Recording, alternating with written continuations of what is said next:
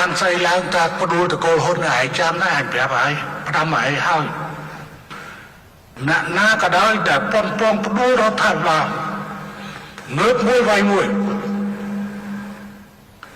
អ្នកដែលធ្វើនយោបាយដោយសន្តិវិធីដោយមិនប៉ុនប៉ងព្រមរងដោយខុសនឹងរដ្ឋធម្មនុញ្ញខ្ញុំគោរពសិទ្ធិរបស់អ្នកឯងសារជូនអ្នកឯងគឺមិនច្រើនទេប៉ុន្តែអ្នកឯងកុំនិយាយហើយកុំនិយាយ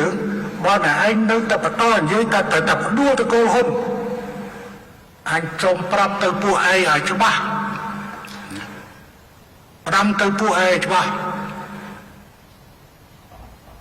បើអត់មានតកូលហ៊ុនដឹកនាំក៏មិនតដល់វេនពួកឯងដែរគឺមានតែក្រុមវងទេវតាកូនទេវតាទេដែលមានសិទ្ធិកាន់កាប់អំណាចទៅប្រទេស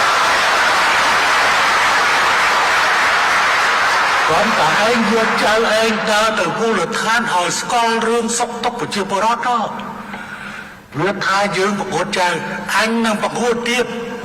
ចៅឯងជាប់អនុឧត្តរដល់2ហើយ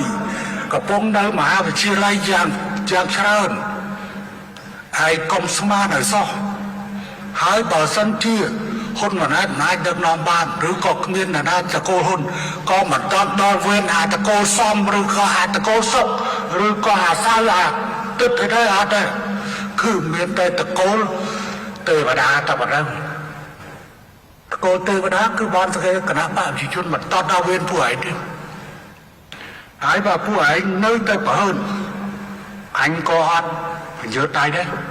ហើយកុំថាអញធ្វើប្រធានប្រតិភិអញមិនមានសិទ្ធិធ្វើអីពួកឯងអញជាប្រធានគណៈបកកណ្ដាលមួយនិយាយគ្នាចឹង